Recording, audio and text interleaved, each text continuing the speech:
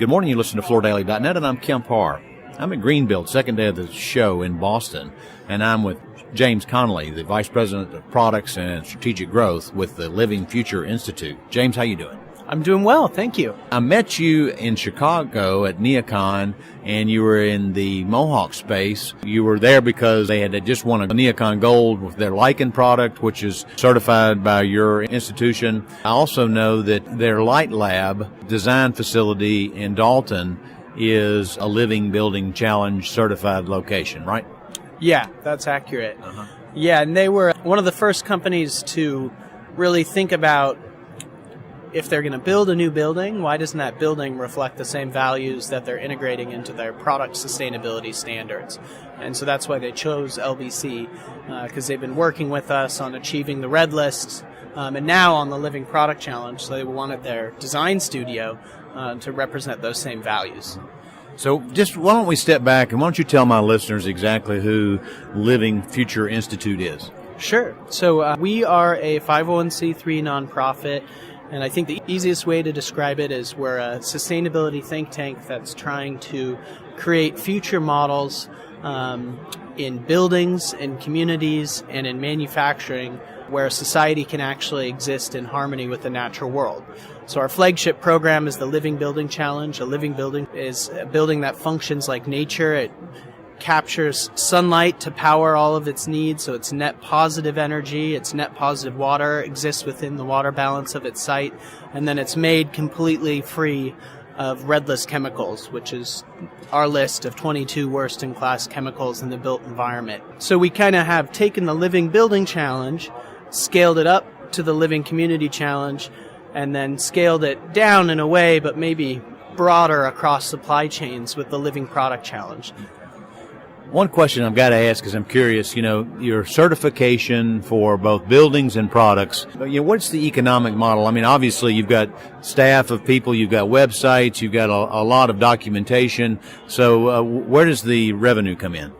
Sure. Specifically, the Living Product Challenge program is a grant-funded program from a large foundation based in New York. And we do receive a significant amount of grant funding to support our work overall.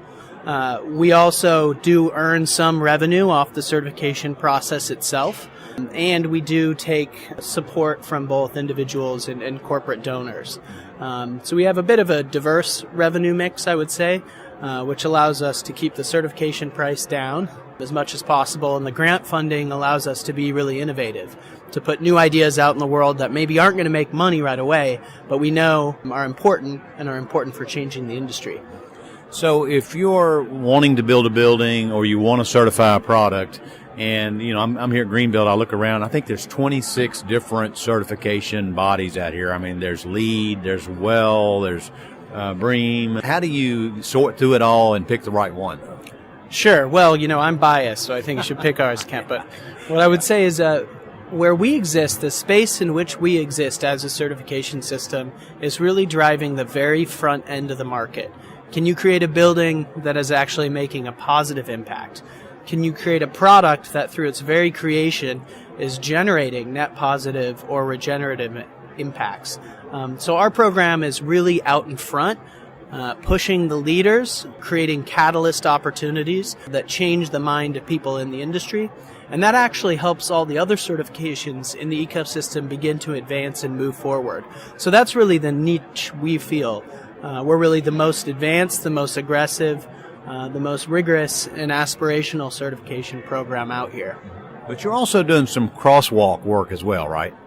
Yeah, absolutely. We want to make it straightforward so that somebody understands what it takes to go from LEED to Living Building Challenge. And in fact, we have lots of projects that pursue both. We also work to align our materials requirements. So Living Buildings will certainly buy products that are Living Product Challenge certified, but we also are working to integrate that program and the Declare program into LEED, V4, into WELL, and other green building certifications internationally, basically making it an easy button for manufacturers. If you do this, then you're going to meet all these program requirements. I started out talking about Mohawk just as an example because, I know you've been working with them. What other flooring companies are you working with? We work with pretty much all the flooring companies at this point, and if they don't have a Declare label, it's probably in process, which is pretty exciting, I would say. Flooring has been a category that's really been a leader in transparency. We have a pretty big pipeline of Living Product Challenge certifications that we're going to be announcing at NeoCon, assume everything goes well and they meet the requirements. Flooring's been exciting for us to work with as an industry, and we think it's really leading the market.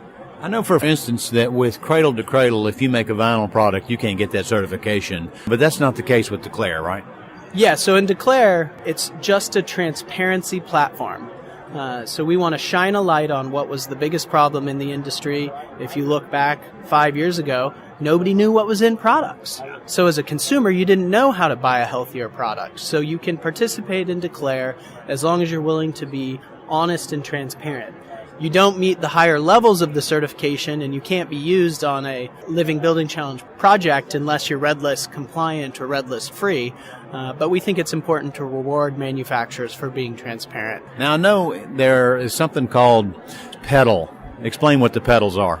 Sure. So to kind of continue the metaphor of a flower for living buildings, we divide our program up into various performance areas or categories. We call these petals. So you could think of them just like categories: water, energy, health and happiness, materials, equity, and beauty. And that's sort of a comprehensive and holistic approach to sustainability. And you can actually certify if you meet one of the challenging petals and two others. And so those would be energy, water, or materials. And that's the same for Living Building Challenge as Living Product Challenge. So you teased me a minute ago, you've got some exciting things going on at NeoCon, and I've just got to wait and find out what that is, huh? Yeah, I wish I could tell you, Ken. But, one of the cool things about the Living Product Challenge is a lot of companies are using it to launch brand new chemistries, new designs, new innovative products on the market. And so we got some Skunk Works projects that are behind the scenes with quite a few different flooring companies, and we're really excited about what we're going to be announcing at NeoCon. All right, well, I'll be there, and I can't wait to see it. It's great to talk to you again. Been talking to James Connelly, the Vice President of Products and Strategic Growth with Living Future Institute, and you've been listening to Kemp Harr and FloorDaily.net.